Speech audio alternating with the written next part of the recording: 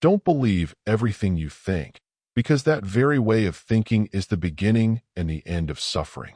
This was taught to me by someone very special, an angel on earth who showed me what true unconditional love is and how it can change the world. I want to sincerely thank a person who shared wonderful principles with the world. Thanks to her, I have been able to find the truth within myself, and now I have the privilege of sharing it with you. I also owe a great deal to my teachers and mentors, who taught me these principles that changed my life forever. Their generosity and constant service are an example that inspires me, and I am eternally grateful for all they have done and continue to do for others. To my dear friends and family, thank you for helping me discover the divinity within me and for encouraging me to write this book. Without you, this work would not exist. Know that the impact you have had on me and on anyone who may read this book is infinite and will continue to change lives for generations to come. And, of course, thank you to that wonderful and vibrant soul I was fortunate enough to meet, who showed me what true unconditional love means. Your presence is a constant gift that leaves me forever humbled and grateful. This book was written to help you find everything you've been looking for and answer those questions that have plagued you your entire life.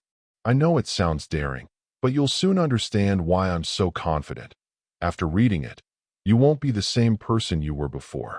The only constant in life is change, and growth is inevitable. It will be impossible for you to stay the same after reading this. We can't change what we don't know, and when we become aware, change is inevitable.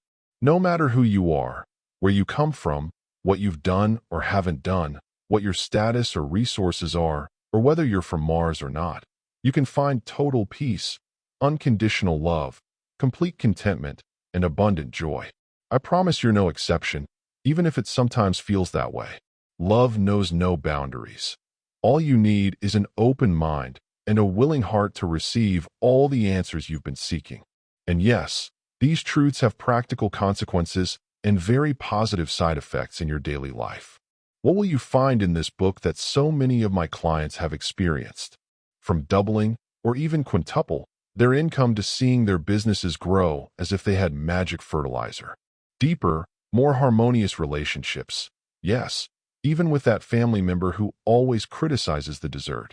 Addictions that vanish like the last chocolate at a family gathering. Destructive habits that disappear faster than an unfiltered selfie, and an energy boost that would make a lazy puppy look like a baby puppy.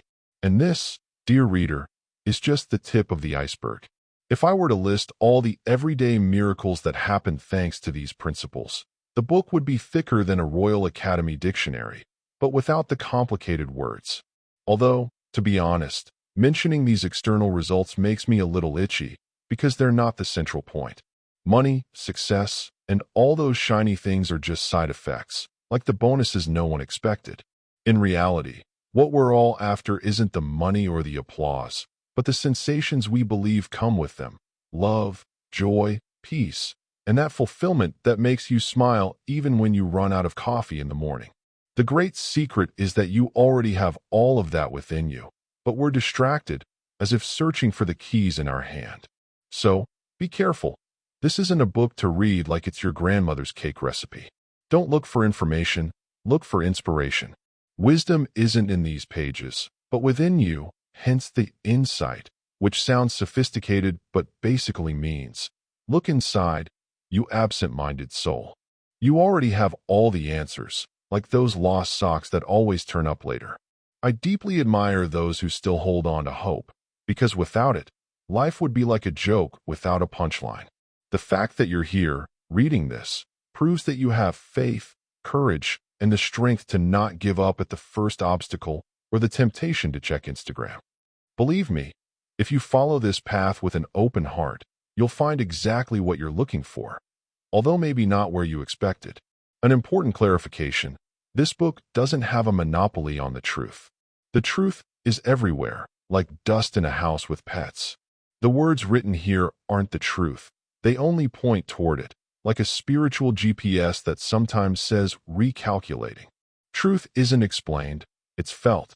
It's that peace that invades you after a good hug, that unconditional love that even your plant seems to understand, and that joy that makes you dance even when there's no music. When you discover it, it will seem strangely familiar, as if your soul were saying, "Oh, wow, you were there." So relax, breathe, and prepare to remember what you already knew. Because, in the end, this book will only help you find what has always been inside you, even if it sometimes hides behind the sofa of your thoughts. Let's get to work, or rather, let's get to work. Don't try to use your intellect to decipher everything, because you won't succeed. As soon as you start overanalyzing, you've already missed it. The truth isn't found by memorizing 1 or 2 sentences. A child can do that, but they won't understand the truth. The truth comes in the form of a feeling, and from that feeling will spring the wisdom and truth you seek, the truth that will set you free. In the end, that's what we're all looking for, isn't it? What I'm going to reveal to you in this book will seem simple, almost too simple, and your cerebral ego will want to fight it or complicate it further, thinking it can't be that easy. When that happens, I want you to remember that the truth is always simple.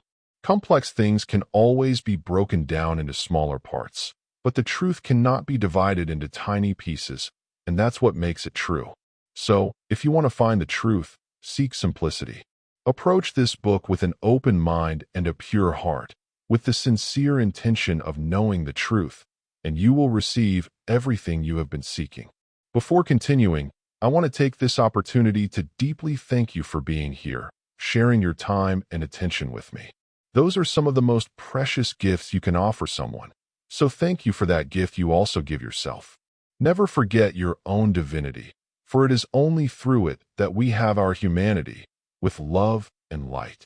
Now, let's talk about the first chapter, the journey to find the root of suffering.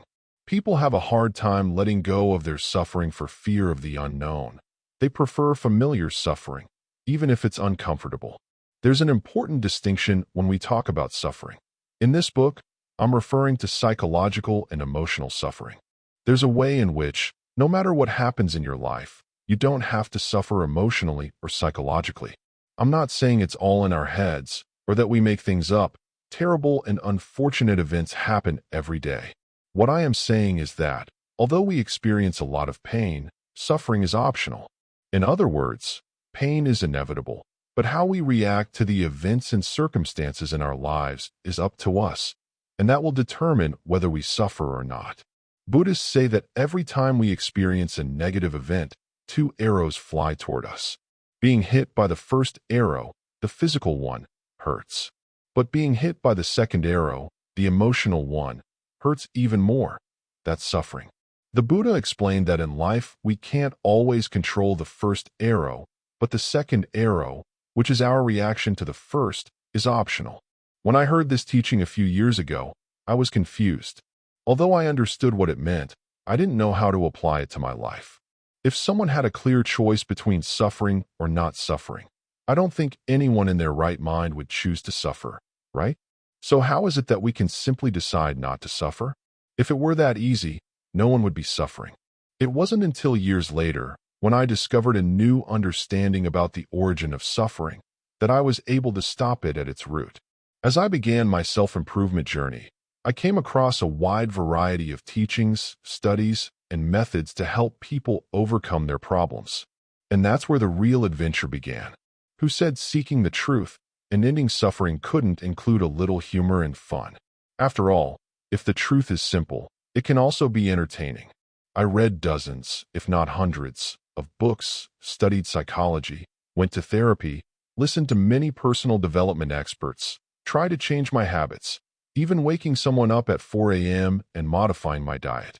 I became more structured and disciplined, worked on my shadow selves, studied different personality types, meditated daily, went on spiritual retreats, followed teachers from various traditions, and even researched ancient religions. If something exists, I probably tried it. I was desperate for an answer. I wanted to stop suffering, both for myself and to help others. Although some things helped me improve little by little, the suffering didn't completely disappear. I still felt anxious, fearful, dissatisfied, irritated, frustrated, and burdensome every day. After all that effort, I still hadn't found the answer. And if I'm honest, I was more lost than when I began this search. I felt purposeless, hopeless, directionless. I didn't know what to do, where to look, or who to talk to. It was in my darkest moment that a small glimmer of hope appeared, leading me toward the light.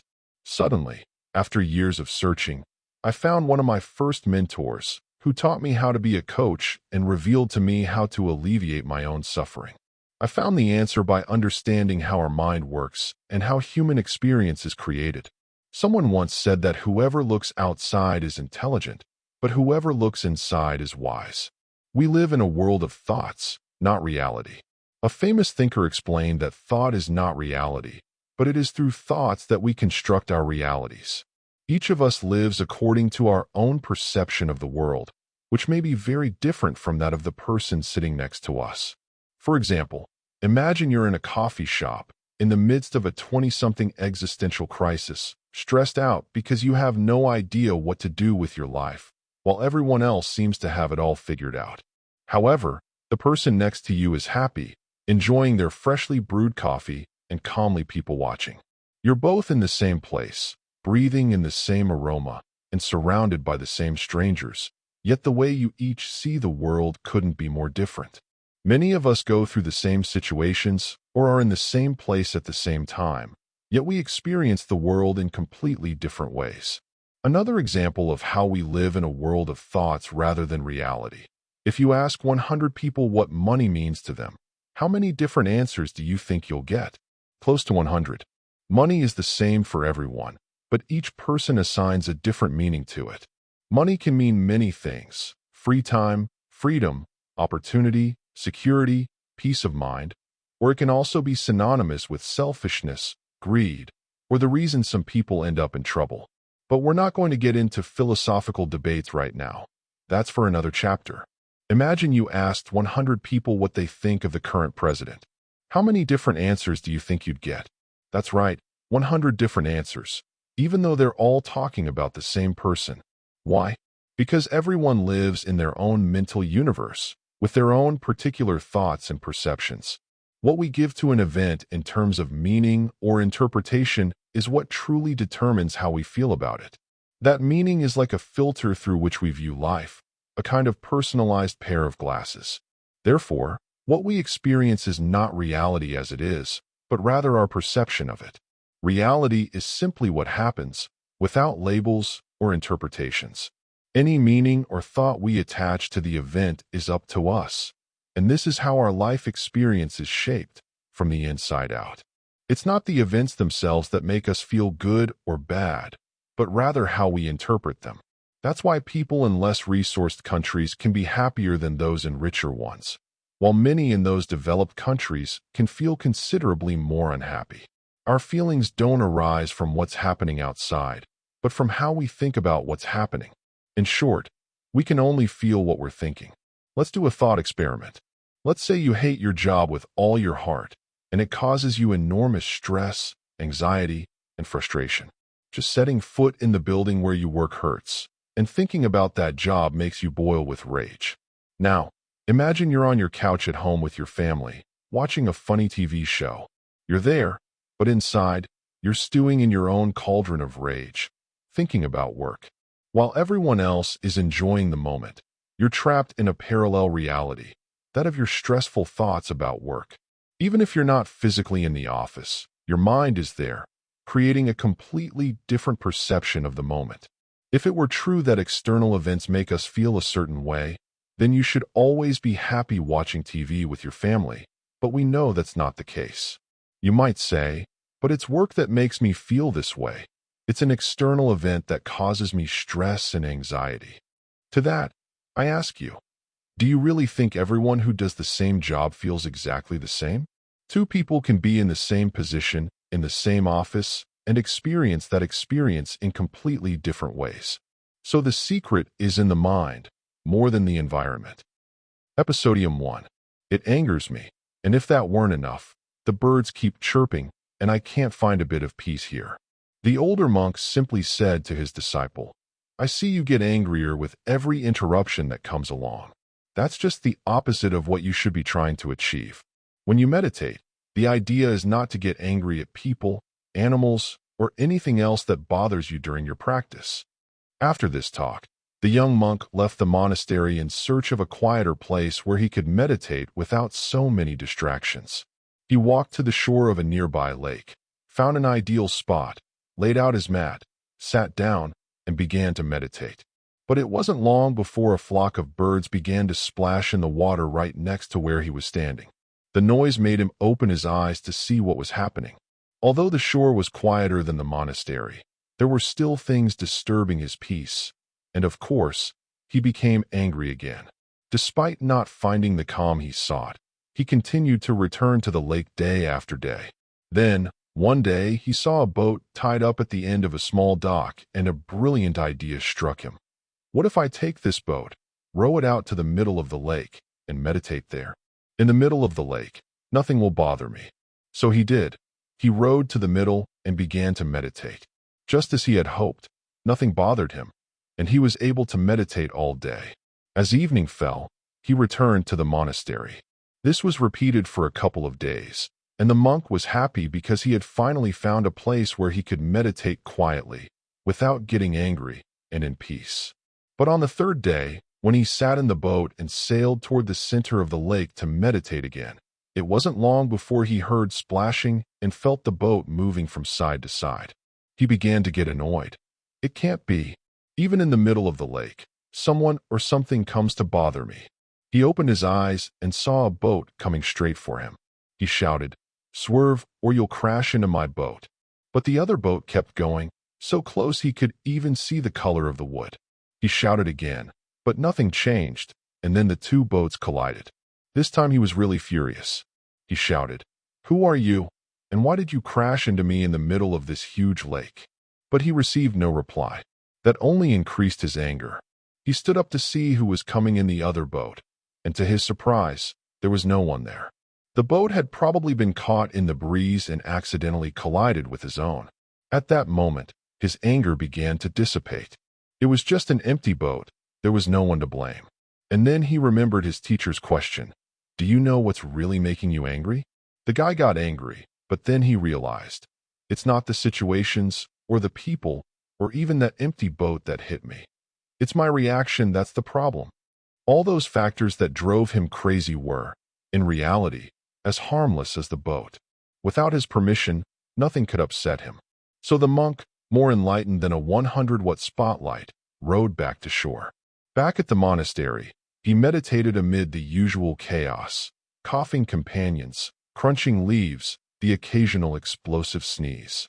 But now, all he saw was empty boats everywhere. Unfazed, when the old monk saw him so zen-like, he said with the wisdom of a grandfather who knows where he keeps his candy, "Ah, I see you figured out what was really bothering you, and you won. Why do we think so much? We rack our brains until we're graying, analyzing every tiny detail like detectives of our own unhappiness. And so it goes. The human mind is a survival machine, not a happiness machine. It's programmed to detect danger, like a paranoid security guard who sees threats even in the daily menu. Be careful with that salad. It could be poisoned, or worse, have raisins." The problem is that our mind isn't content with monitoring the present. No, sir. It also delves into the past and creates catastrophic scenarios for the future as if it were a horror movie scriptwriter. What if that noise was a burglar? What if I'm out of a job tomorrow? What if aliens conquer us tomorrow? You don't have to engage with every thought that passes through your mind, but when you do, that's thinking. And thinking is at the root of all our psychological suffering. Now, you might be wondering, where do positive thoughts fit into all of this? Well, positive thoughts, or those that make us feel good, are not a product of thinking. Rather, they arise from our natural state of peace, love, and joy. They are a byproduct of our being, not our minds constantly going over it. But we'll look at that in more detail in the next chapter. For now, let's do a little thought experiment. I'll ask you a question, and you just need to pay attention to what you experience. Then we'll review what happened. How much money do you dream of earning a year? Take your time, about 30 to 60 seconds, to let the answer emerge. Don't move on until you've thought about that number for a while. Now, multiply that amount by 5. How does that new goal sound?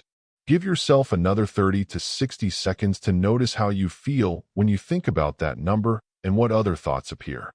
Don't move on until you've done this. Let's review what happened. When I asked you about your dream amount, within seconds an answer appeared in your mind, a thought.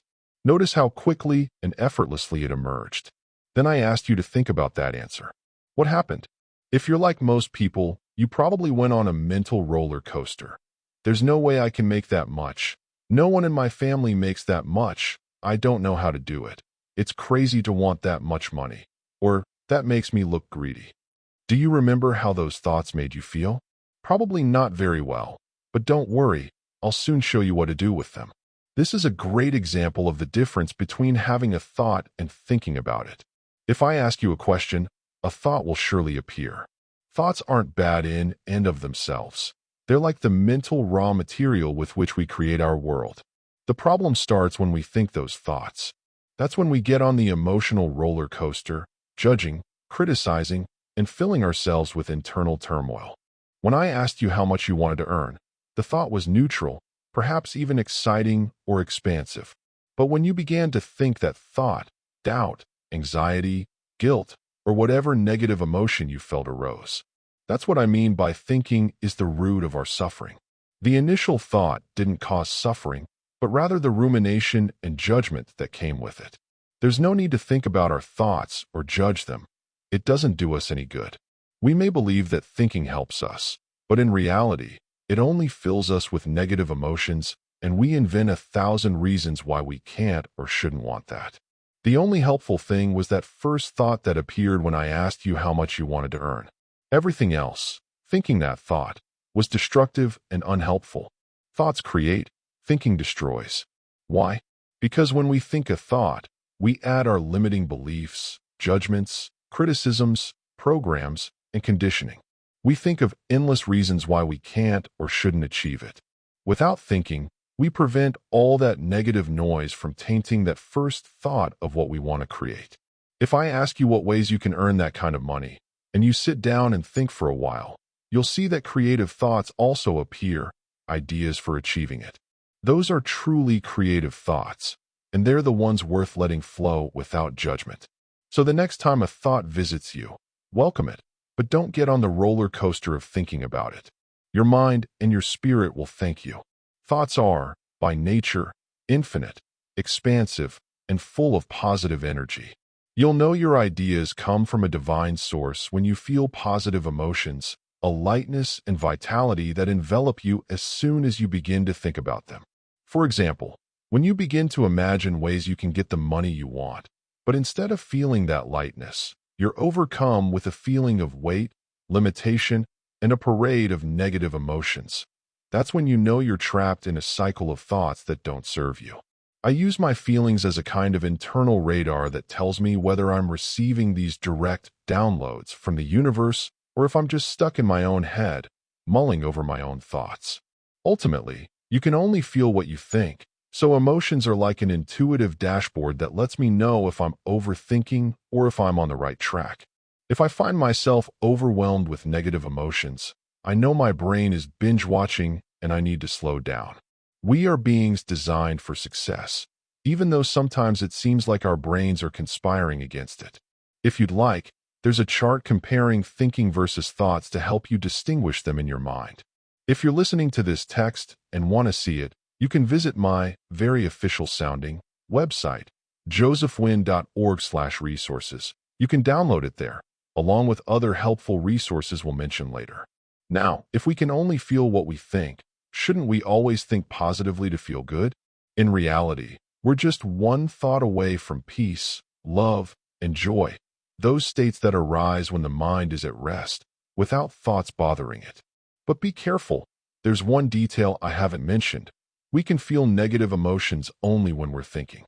And it's not that we should completely eradicate those emotions, because some, like fear, are useful. For example, when you decide not to walk alone down a dark alley, those negative emotions are pure survival. But if we're not constantly in extreme situations, those emotions become more of a hindrance than a help. Most of us aren't fighting for our lives every day, so let's assume that negative emotions, in general, aren't necessary. When I say that we only feel what we think, many people think they need to think positively to feel good. Instead of trying to convince yourself with words, I propose a thought experiment. Remember the moment you felt the greatest joy and love in your life. Feel those emotions as intensely as you can for at least 30 seconds. What thoughts were going through your head at that exact moment? Don't ask yourself what you were doing, but what you were thinking. For many people, the answer is that they weren't thinking about anything. They were simply enjoying the moment. Others say they were thinking about how grateful or happy they were. For those who responded that they were thinking about how grateful they were, ask yourself, did you feel that joy and love before having that thought or afterward? Take about 10 or 15 seconds to meditate on it before moving forward. What discoveries or revelations came to you? You know the craziest thing?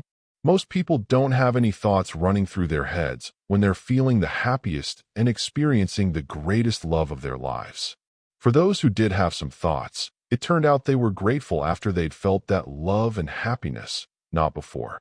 That is, the thought didn't generate that feeling, but rather came as a consequence of it. This brings us to another important truth. You don't need to be thinking to feel positive emotions. The beauty of this truth is that it doesn't need justification because it can be experienced here and now without needing to prove or rationalize it. In fact, you just experienced it yourself with the experiment we conducted. Why don't we need to think to feel emotions like joy or love? Because our natural state of being is precisely that: joy, love, ecstasy, freedom, and gratitude. It may seem hard to believe, because if it's so natural, why don't we feel it all the time? Don't worry, I'll explain it to you right away. If we want to see the natural state of something, one of the best ways is to observe nature in its purest state, in its infancy, before the environment conditions it. For example, look at a baby. What is its natural, default state, assuming it hasn't suffered abuse, neglect, or physical problems? Are babies stressed, anxious, fearful, or worried about what others think? No, they are in a state of bliss, happiness, and pure love. Our natural state is joy, love, and peace. Therefore, any thought we have tends to distance us from that natural state. This is also why, when we're super stressed, it's because we have so many thoughts running through our heads. The intensity of the negative emotion we feel is directly related to the number of thoughts we have at that moment. Conversely, the strength of positive emotions increases the less we think. In other words, the less you think, the stronger the positive emotion you feel in the present. To test this, recall a couple of times when you were super stressed or anxious and notice how much you thought. Then recall times when you felt happy, full of love and joy, and notice how much you thought back then. To better understand this, my coach gave me an analogy I loved. Imagine your mind has a speedometer, like a car's, but instead of measuring kilometers per hour, it measures thoughts per minute. The more thoughts you have, the higher the think-o-meter goes.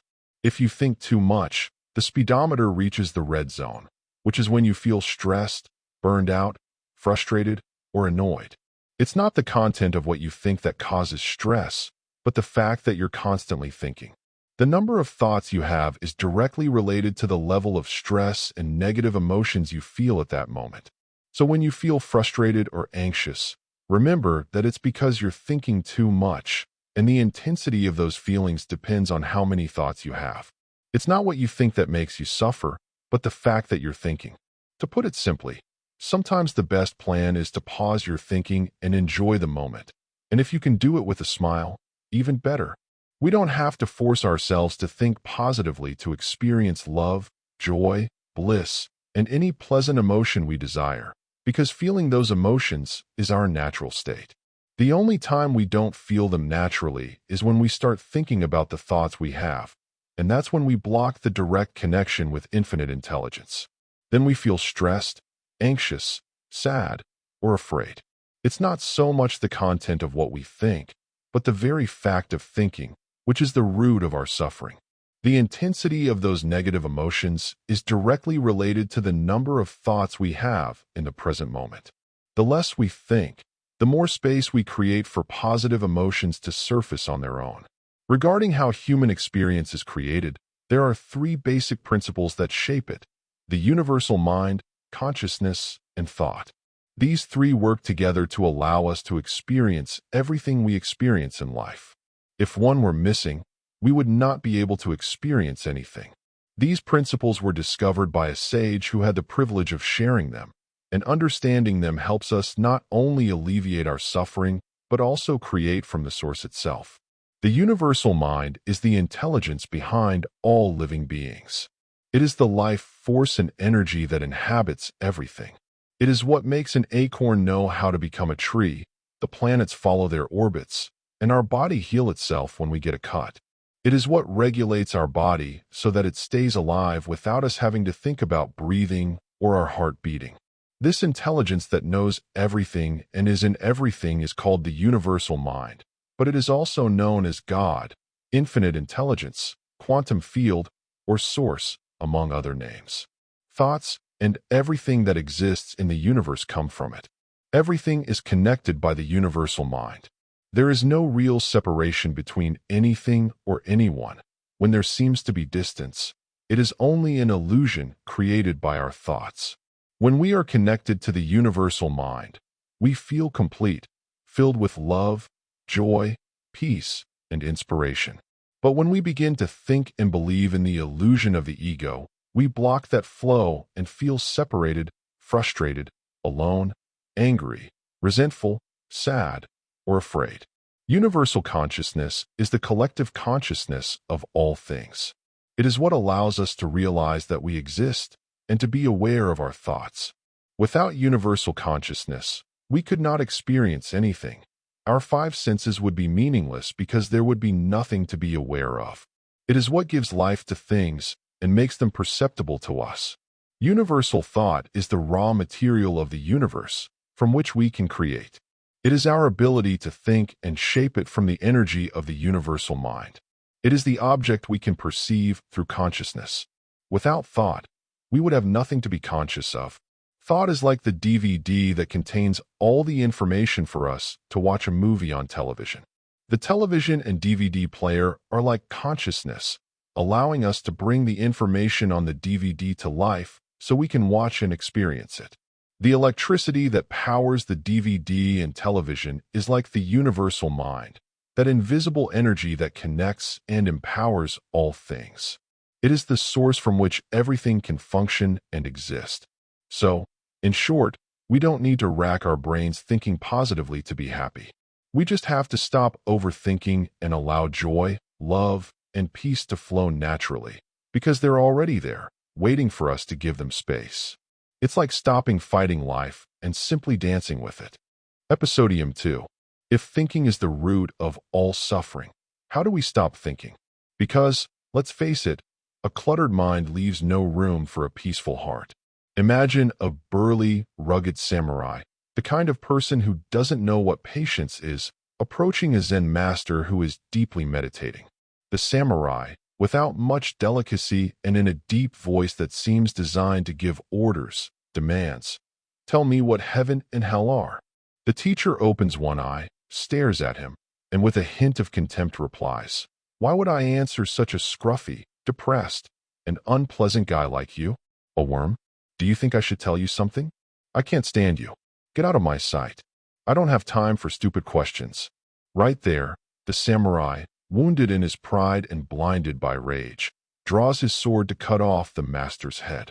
But just before doing so, the master, with a calm that seems otherworldly, tenderly tells him, "That is hell." The samurai froze. Suddenly, he realized that rage had trapped him and that his mind had created its own hell, a place filled with resentment, hatred, and fury. He realized he was so immersed in his torment that he was about to do something terrible. His eyes filled with tears, and he put away his sword, clasped his palms together, and bowed, grateful for the teaching. The teacher smiled sweetly and added, "That's heaven. It's not about stopping thinking completely. That would be impossible, but rather about reducing the amount of time we spend thinking until little by little, this activity takes up less and less space. Thus, over time, we can spend most of the day without being trapped by our thoughts, living in a state of happiness and calm. When we say we want to stop thinking, many people think we want to eliminate all thoughts, but that's not the case. What we're looking for is to allow thoughts to come and go without getting stuck going over them again and again. The most curious, almost paradoxical thing is that we don't have to do anything special to reduce that thought. Just be aware that we're thinking. By realizing that thinking is the root of our suffering, we automatically distance ourselves from those thoughts, let them settle and pass. This requires no effort. It's achieved by being present in the moment. One of my teachers used to tell a story to explain this. Imagine I give you a bowl of dirty, cloudy, muddy water. If I ask you how you would make the water clear, what would you answer? Take about 15 seconds to think about it. Most people say they would filter or boil it, but what few people know is that if we leave the bowl still for a while, the dirt settles and the water becomes clear on its own. This is how our mind works. If we let our thoughts be there without stirring them or trying to control them, they calm down on their own, and our mind is free. Water, in its natural state, is clear. So are our minds. If life feels confusing, cluttered, or stressful, if you don't know what to do, chances are you're stirring the water too much with your thoughts. This can serve as a sign you're overthinking. When we realize that what we feel is only a reflection of what we think, and that thinking is the cause of our unpleasant experience, we begin to see it clearly and give it space to settle. Little by little, the mind becomes clear again. Thinking is like being stuck in quicksand. The more we fight those thoughts, the deeper we sink into negative emotions. The same thing happens with quicksand. If you despair and fight frantically, you only sink faster. So the key is not to fight, but to be present and let everything settle. The only way out is to stop struggling and allow your body's natural buoyancy to do its work, gently bringing you back to the surface.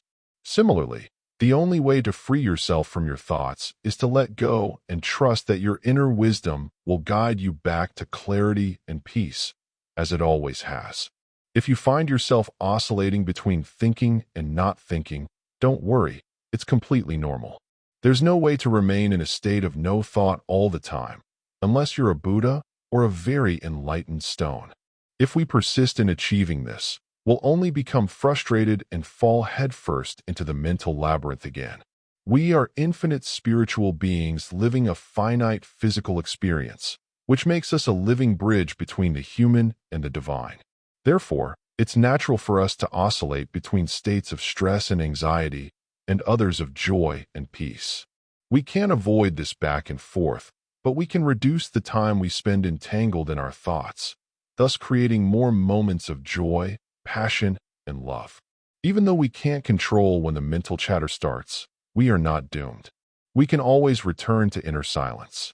It's part of this beautiful and sometimes tangled human experience. What gives us true peace is knowing that, beneath every thought, there is always that state of peace and wholeness that we never lose. We just forget. But forgetting doesn't mean losing it forever. It's like when the sun sets at night. We know it's still there, even if we can't see it. If we thought it would never return, we'd panic. The same goes for our inner peace. Even if we sometimes lose sight of it, it's always just a moment away from being remembered. When we realize we're trapped in negative thoughts, that simple act of awareness brings us back home. We just have to remember, this is just my mind doing its thing. The night isn't eternal, and the sun always rises again.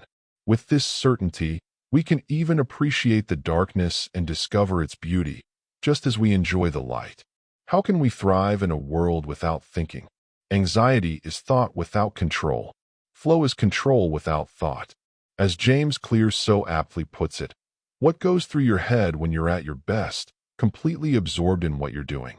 Take 15 seconds to reflect. Already? If the revelation hasn't come to you, don't stress. Sometimes the best ideas come when you have the least strength. Here's another question that might point you in the right direction when you're so enamored with what you're doing, so absorbed, that you lose all sense of time and space. Yes, that magical moment we call being in total flow. What thoughts cross your mind while you're in that state? Pause here and wait for an answer to emerge. Give it about 30 to 60 seconds for inspiration to strike. When you're doing your best work and you're in that state of absolute flow, where there's no separation between you and what you're doing, you have no thoughts at that moment. And if they come, they simply flow through you without you having to stop and analyze them. In other words, the state of peak human performance can be described as a state of no thinking. Sounds a little crazy, right? But we do our best work when we stop thinking, and you've proven this yourself through your own experience. Here's another example that will clarify this truth. When professional athletes or even Olympians are competing, do you think they're thinking and analyzing every detail of the game? What kind of thoughts do you think they have during competition? Elite athletes describe their peak state as being in the zone. That zone is the state of flow or the state of no thinking. In Japanese culture, they have a beautiful word to describe this phenomenon, mushin. According to the Shotokan definition, mushin is achieved when the mind is free of random thoughts, free of anger, fear, and, above all, free of ego. This applies to combat as well as to other aspects of life. When mushin is achieved in combat, there are no scattered or confused thoughts. The practitioner is free to act and react without hesitation. He reacts according to all the study and training that have led him to this point, trusting not in what he thinks he should do, but in what his instinctive, subconscious reaction tells him. After practice, overthinking hinders athletes' performance, and the same goes for all of us. We only doubt, hesitate, and feel insecure when we begin to overthink and overanalyze. We function and perform best when we enter this state of no thinking, because without thinking, we are free from the limitations of the ego and are capable of creating incredible things. I'm not asking you to simply adopt this belief, but to try it for yourself so that you can gain the experience and make it your own. Now, you might ask yourself, if we stop thinking, what happens to our goals, dreams, and ambitions? There are no limits to the mind, except those we recognize, said Napoleon Hill. I think, therefore I suffer, might be the motto of many. When I finally understood that thinking was the root of all my suffering, I jumped for joy, relieved and grateful to have discovered the true cause of everything negative I had experienced in my life. But that joy was short-lived, because just after I calmed down, new thoughts appeared in my mind, and the adventure continued. If thinking is the root of all my suffering, and I simply stop thinking, how do I live my life now? What happens to all my goals, dreams, and ambitions? Do I stop wanting things in life and become a couch potato, doing nothing but binge-watching TV shows? In case you were wondering, yes, I'm telepathic and can read your mind. Well, just kidding. But if you're wondering how I wrote down exactly, or very close to, what you're thinking right now, it's because I am human, contrary to what many believe. We're all on a similar journey of awakening to our true selves, so rest assured. Many people have the exact same doubts and thoughts as you as they begin to discover their true greatness. Back to the question, what do we do with our goals, dreams, and ambitions if we stop thinking? As I reflected on this, a huge wave of fear and anxiety washed over me because I thought I'd have to give up everything and live like a monk on a mountain. That definitely wasn't in my plans, although, to be honest, I sometimes wish I had that level of enlightenment and detachment. But I love being in the world, enjoying life with other people, even though a good portion of my life has been filled with suffering. What I discovered about what to do with our goals and dreams, with this new understanding, is that there is a big difference between thoughts and the act of thinking. The origin of thoughts and the origin of thought are different, and that origin is what will determine whether they cause suffering or not. Similarly, where our goals and dreams come from will influence how we feel about pursuing them. Like everything in life, nothing is inherently good or bad. We just assign them that value. Therefore, goals, dreams, and ambitions are neither good nor bad in and of themselves. It's not a question of yes or no, but rather where they arise. There are two types of goals, those born of inspiration and those born of desperation. When a goal is born of desperation, we feel an enormous sense of scarcity and urgency. It becomes heavy, almost like a burden. Sometimes the task seems so enormous that it paralyzes us, and imposter syndrome and constant self-doubt begin to appear. We always feel like we don't have enough time for anything. We live our lives rushing around, frantically searching for answers and ways to achieve that goal faster, looking outward without ever feeling sufficient or that we can achieve what we want. And the worst part, if by chance we achieve that goal, those same feelings of lack and emptiness soon reappear. In short, thinking about stopping thinking can be disconcerting, but the key lies in discovering where our desires and goals come from. It's not a question of giving up on life or dreams, but rather understanding what fuels them in order to live with more joy and less anxiety. Who said awakening oneself couldn't have a touch of humor? We begin feeling dissatisfied with what we've accomplished, unable to savor our small victories. We always feel like what we've done isn't enough, and that same feeling spills over into ourselves as we wonder what more we should be doing. So, we look around for a manual or some external sign, what others are doing, if they're caught in the same merry-go-round of dissatisfaction. And suddenly, as if it were the magic formula to calm that whirlwind of emotions, we rush to set another goal, this time with a touch of desperation, in an attempt to escape the pesky worm gnawing at our spirit. When we dig a little deeper into these types of self-imposed goals, it turns out that almost all of them are halfway goals, not final goals. That is, we don't want the goal for itself, but for what we believe will come next. For example, we want to create $1 million business to achieve the long-awaited financial freedom, or we want to quit our job to escape the stress and anxiety it causes us. In reality, we feel we have to do these things, not that we want to do them. Goals born of desperation are generally very realistic, constructed from a cold analysis of our past and what we think is plausible at the time, which makes them feel like a tight corset. They limit, confine, and suffocate. Even if these goals and dreams excite us a little at first, as soon as we start working on them, an inexplicable emptiness appears, a kind of emotional hunger that makes us desperate to see the dream come true. And here's the trap. If we ever achieve that desperate goal, instead of feeling fulfilled, the emptiness becomes even deeper. And what do?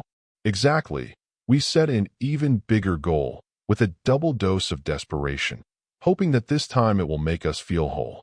This is how most of us live, running after goal, trying to fill a seemingly bottomless hole. I'm not saying this to assign blame or judgment, but to show reality as it is. The only reason I can describe it in such detail is because that was exactly my life. But here's the good news. It's not your fault you set goals like that. And yes, there is a way out. That way lies in creating goals and dreams that are born from inspiration, not desperation. When we create goals from inspiration, the story changes completely. It's as if an inner force moves us, opens us up, and makes us feel like we're responding to a calling, not an obligation. It's that vital energy that wants to come out and play, that pushes the painter to pick up the brush, the dancer to move, the writer to write, and the singer to sing, even if they never earn a cent from it. They simply feel that powerful pull, that need to create. In this state, we create from abundance, not from lack. The most surprising thing is that here, creating isn't about getting something in return. We don't create because we should do it, but simply because we want to do it. We don't use these goals as stepping stones to something else, but rather enjoy the journey and the act of creating itself. It comes from a place of fulfillment and overflowing joy, a love of life. And that's the real reason we do what we do. So, the next time you find yourself chasing the next goal, ask yourself, am I doing it out of desperation or inspiration? If it's the former, maybe it's time to change things up, because inspiration is way more fun, and besides, there are no tight corsets. Most of us don't want children to be used as ATMs when they grow up or as our retirement plan, even though that sounds like a joke. The real reason is that we want to share the abundance we have with them from a genuine place of generosity, not to take something from them in return. That feeling of profound inspiration is difficult to explain because it doesn't seem to come from this world, not even from ourselves, but rather flows through us from something much larger. I like to call it divine inspiration because the ideas and visions that come to us to create things seem far grander than we could ever imagine on our own. This inspiration doesn't analyze or rely on past data or what others have achieved. It's what drives revolutionary creations and inventions that until recently seemed impossible. It knows no limits or restrictions. It's an expansive force that fills us with energy and makes us feel as if we're on a cloud of bliss. In that state, we feel complete, filled with unconditional love, joy, and peace. We don't judge, criticize, or rationalize. We simply live, love, share, give, create, grow, and nurture. It's one of the most wonderful sensations we can experience, a true gift that connects us to the divine, because we all come from the same source. I'm sure we've all felt that intense desire to create something great in the world. Before we continue, I invite you to pause and recall a time when you were struck by that deep inspiration, that calling to create something magnificent. Whether you succeeded or not, just remember that impulse. Isn't it one of the most incredible feelings in the world? However, most of us repress that inspiration as soon as we begin to think about pursuing it. We fill ourselves with self-doubt, telling ourselves it's unrealistic, that there are more important things to do, that we're not good enough. And just when we think about creating, we cut off the connection with that source of inspiration and return to our routine. When we disconnect, we also lose the feeling of abundance, joy, and pure love, and we return to doubt, anxiety, frustration, and sadness, feeling trapped and without a way out. We can only follow one calling at a time, either inspiration or despair, because the two cannot coexist. But we can oscillate between them depending on how much we think. When we stop thinking so much, we don't stop having dreams or goals. Rather, we return to our essence and begin to create from inspiration, not from despair. We allow ideas from the universe to enter our minds and guide us to create something never before seen. When we follow that divine inspiration, we feel alive, filled with joy, love, peace, and fulfillment. How do we know if a goal or dream is born of inspiration or desperation? Simple. Dreams that come as a spontaneous thought are inspired. Those born of analysis, criticism, judgment, or comparison are desperation. Creating goals from thought is often restrictive and limiting, and it doesn't make us feel good either while we create them or while we pursue them. Another way to distinguish them is how you feel energetically. Goals born of desperation feel heavy, exhausting, limiting, and empty, while inspired ones fill you with energy and enthusiasm. So the next time you have an idea to create something, ask yourself, does it come from a place of joy and expansion or worry and pressure? That's the key to living a more fulfilling and fun life. Episodium 3. Look, sometimes we get into a terrible mental mess because we think we have to achieve certain goals no matter what, as if our lives depended on it, and if we don't achieve them, the financial and emotional apocalypse will fall upon us. That generates a level of stress that even a tightrope walker in a circus couldn't handle, right? And of course, it feels like we're desperate because, deep down, most of those goals are meant to escape a situation we don't like. It's like wanting to run out of a burning room and thinking that only if we walk through the door will we be happy. Spoiler, the door isn't always open. Many of these goals are what we call medium goals. That is, we don't want them for their own sake, but because they lead us to something else. For example, wanting to quit our boring job. The real reason isn't to quit our job, but to do something we're passionate about, or at least something that doesn't make us want to sleep all day. Another classic example. The goal of earning $1 million isn't to have $1 million for the sheer joy of it, but to achieve financial freedom and be able to travel the world, or, at worst, binge-watch TV shows in your pajamas without guilt. So, these goals are always a means to an end, not the end itself. That's why we often feel empty or dissatisfied, because what we're pursuing isn't the real goal, but something we believe is on the other side of that goal. But be careful. I'm not saying that wanting money or quitting your job is a bad thing. Not at all. The difference lies in where those goals come from. If they come from inspiration, great. But if they come from desperation, that's when things get overwhelming and we become overwhelmed. When your goals come from inspiration, They're like a cool breeze on a hot day. They fill you with energy, joy, and a desire to create. You don't feel like you have to do it, you just want to. There's no pressure or urgency because you're not running away from anything or trying to fill an inner void. It's as if creating is your way of dancing with life, without fear or haste. You don't do it to achieve something, but because you already feel complete and want to share that with the world. Of course, if your goals are born out of desperation, they feel like a stone in your shoe. Uncomfortable, heavy, and with that little voice that says, "Hurry up or this is going to get ugly." On the other hand, if they come from inspiration, they're like a good joke told at the perfect meeting. They make you feel good, motivated, and, above all, free. So, the next time you're stressed about your goals, ask yourself if you're pursuing them because you want to or because you feel you have to. The answer can be the difference between experiencing a light comedy or a soap opera drama. And who wants drama when we can have laughter and good vibes? Don't worry, because most of us have goals born of desperation, including me, before I discovered a better way. So how do we create dreams and goals from inspiration and not existential panic? The answer is simple. Don't force it. In fact, endless inspiration already flows within us naturally. Just look at children, those little geniuses of Carpe Diem, who dream of being astronauts, dinosaurs, or chocolate chip cookie chefs without flinching at the impossible. The only difference between them and us is that, over the years, we've perfected the art of extinguishing those inspiring ideas that contain our true desires. Instead of letting creativity flow like a crystal-clear river, we build up a mental dam filled with doubts, excuses, and that pesky, "what if everything goes wrong?" And then we wonder why we feel stuck, like fish in an aquarium without water. The solution is simple. Return to our natural state, where dreams aren't questioned, they simply are.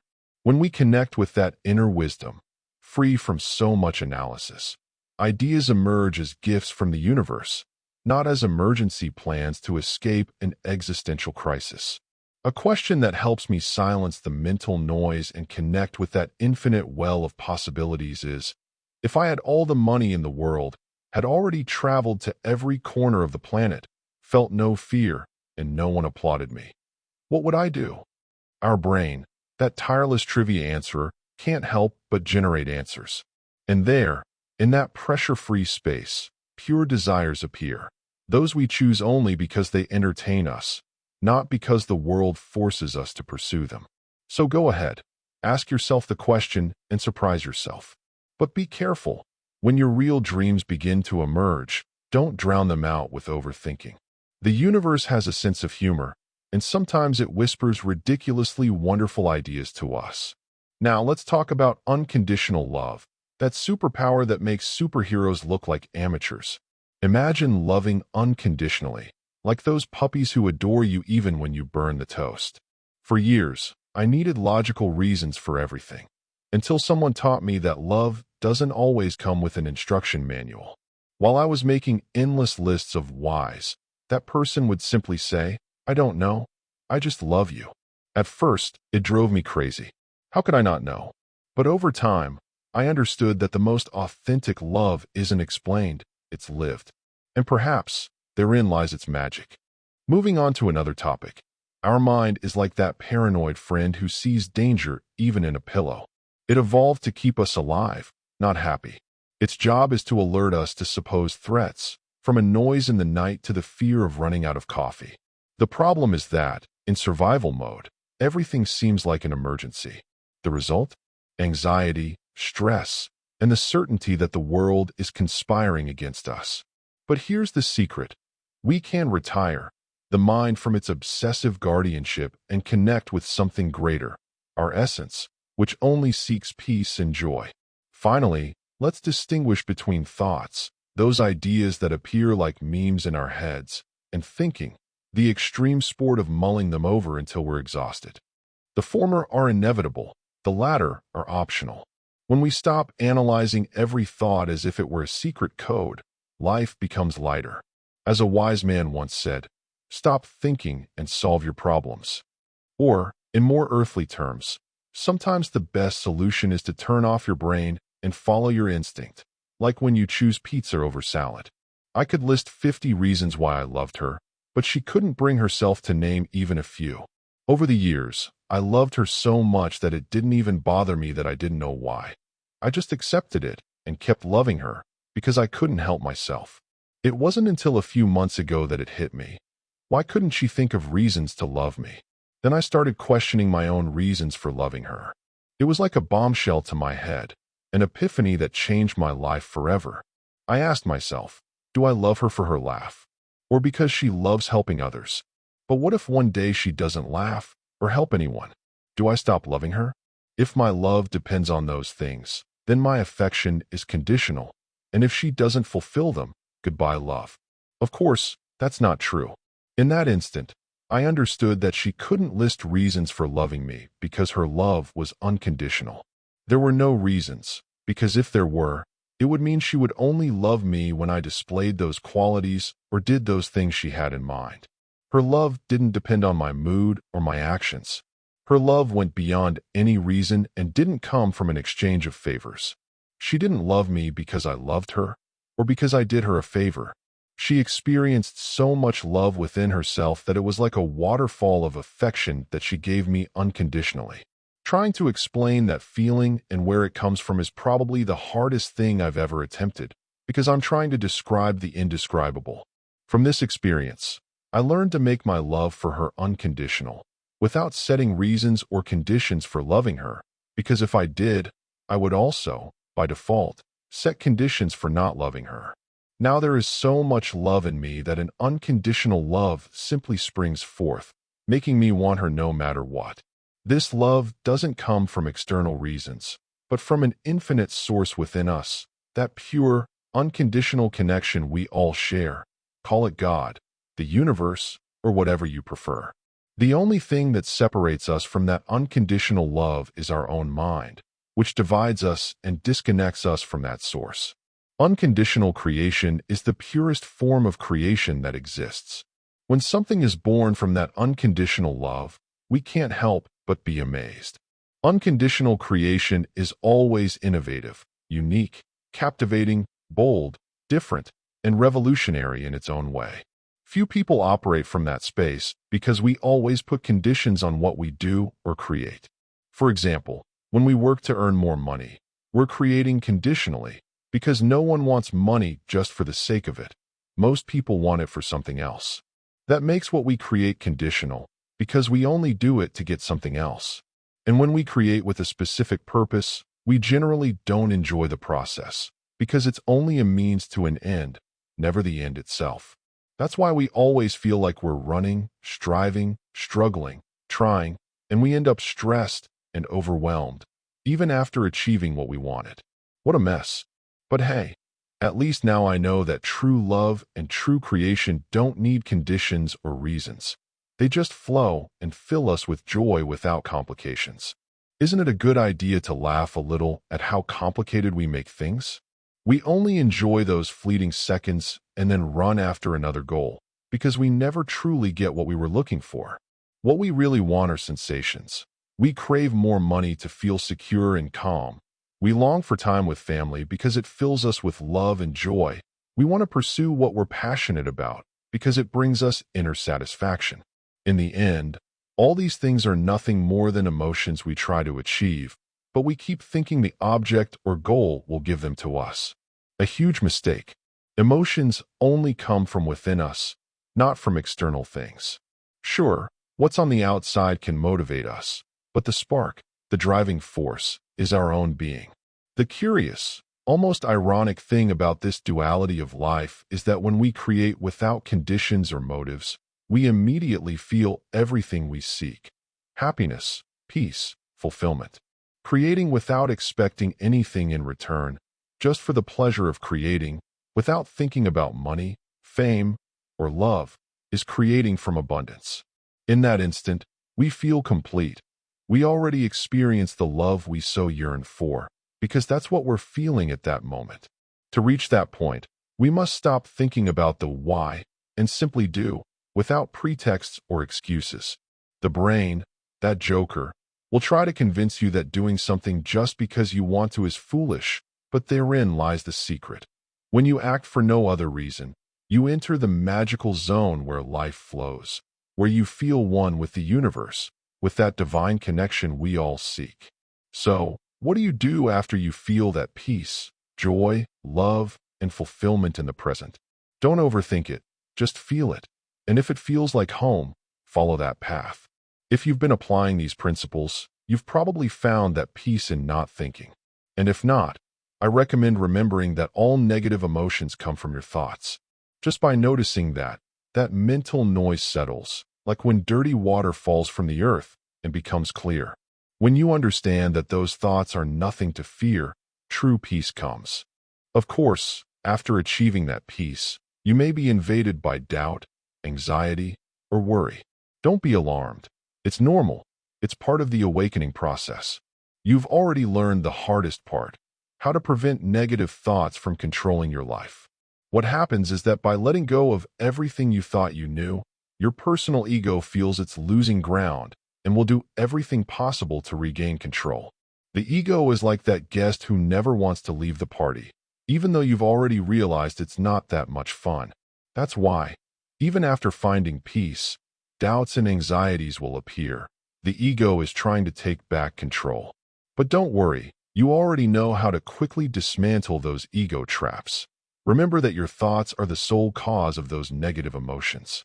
It's not about forbidding yourself from thinking, but rather shortening the time it takes you to realize that they are just thoughts that don't deserve your attention. This way, little by little, you will navigate more calmly in the ocean of your mind, without foundering in invented storms. And keep creating unconditionally, like artists of life, with a ready smile and a disheveled soul. It's impossible to prevent thoughts from appearing because they're so embedded in our human nature that, for example, when we're suddenly about to step on a poisonous snake on the path, we run away, or at least give an action movie-like jump. But then, when you realize it was just a piece of rope, you laugh at yourself because you know your mind played a trick on you, and you walk peacefully along that beautiful path again. We can't avoid that initial reaction, but we can remember the truth and return to our natural state of peace. And, honestly, that's all that matters. Now, another reason we sometimes feel anxiety, worry, or doubt right after experiencing peace is because we were previously expending an enormous amount of energy thinking all the time. Most people spend much of the day in full stress mode, with their minds on full blast, which consumes a tremendous amount of energy. But when we stop thinking, that energy we used to spend racking our brains is freed up, as if someone had unplugged the computer and we had all that extra time in our lives. The problem is that, not knowing what to do with that freed up energy, we revert to old habits and channel it back into thinking, because that's how we've become accustomed. The solution? Direct that new energy toward our goals. Not just any goals, but those that come from inspiration, not desperation. This is key to avoiding the trap of overthinking. For this to work, make sure you spend time creating goals that truly excite you, not just things you feel you have to do. And keep those goals in your mind so that all that energy goes toward them. If you only have desperate goals, you'll only feed negative thinking and the cycle of anxiety. What helps many people at this stage is having a wake-up ritual, a morning routine that puts them in a no-thinking mode and in flow. This routine gives you a positive boost as soon as you wake up, making it easier to maintain that thoughtless state for the rest of the day. You know, an object in motion stays in motion. I didn't understand why great spiritual masters and leaders had morning routines until I realized the power of not thinking and having momentum. Now for the good news. Since you no longer have all that energy trapped in thinking, you can use it to create new, inspiring goals that will propel you toward a life filled with peace, joy, and love. And speaking of perceptions, Shakespeare said it clearly. Nothing is either good or bad. Thought makes it so. Imagine a piano with 88 keys. When you look at a piano, you don't say, "That key is wrong." You only think it's wrong if someone is playing a song and hits a note that doesn't fit. But in reality, the piano doesn't have bad keys, only notes that sound better or worse depending on how they're played. Likewise, in life there are no wrong decisions, only thoughts that make us feel good or bad. If we categorize everything as good or bad, we create duality, and that shapes how we feel. For example, if we believe a political party is bad, we may be filled with negative emotions. But if we view them as different keys on a piano, without judgment, we open ourselves to experiencing love, joy, and peace. This way, we can discover new perspectives and better understand life, as if we were hiking on a mountain and choosing different points to enjoy the scenery. There are no wrong points, only different views. Instead of searching for who is right and who is wrong, search for the truth that is right in front of you. Be careful, though, because many people believe their truth is the absolute truth, but the reality is that true truth is not subjective and does not change from person to person. Authentic truth is universal, valid for any conscious human being, regardless of where they come from or what their history is. There, in that universal truth, you will find everything you have been searching for. And remember, that place is only within you, in the depths of your being. Who would have thought that thinking less could be so liberating, right? Come on, give that little string a chance and enjoy the ride. Don't try to look outside yourself for what worries you or provokes negative emotions. When you're faced with something that stirs those feelings, the key is to look inward, to the deep corner of your soul where the universal truth resides.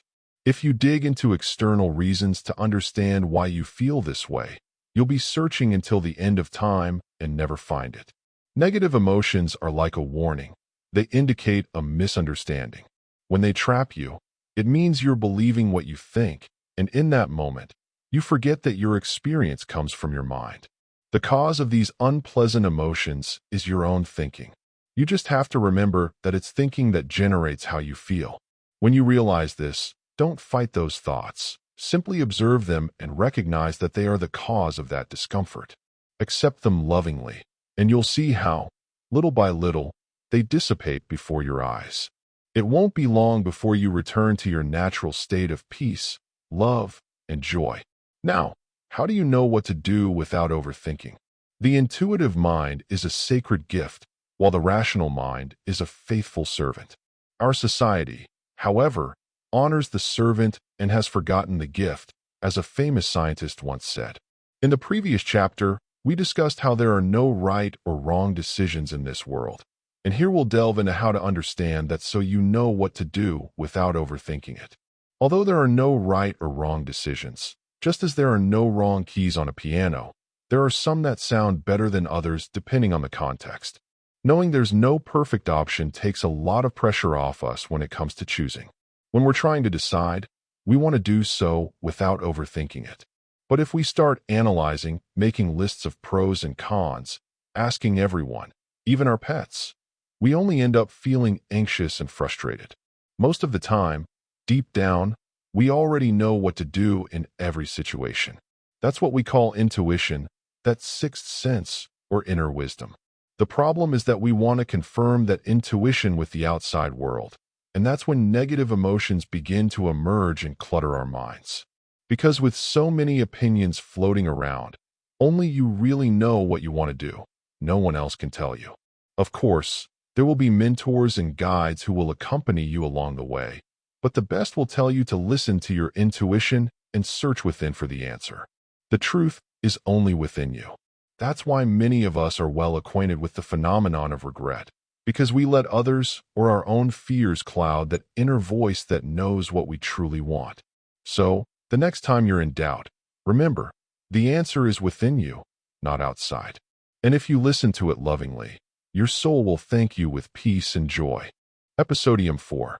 When deep down we know exactly what we should do, that instinct whispering in our ear, but we decide to heed someone else's opinion or follow other people's advice, that's when things get complicated. Intuition is like a real-time internal GPS, the one that tells you when to take a detour or which path to take if your usual route is blocked.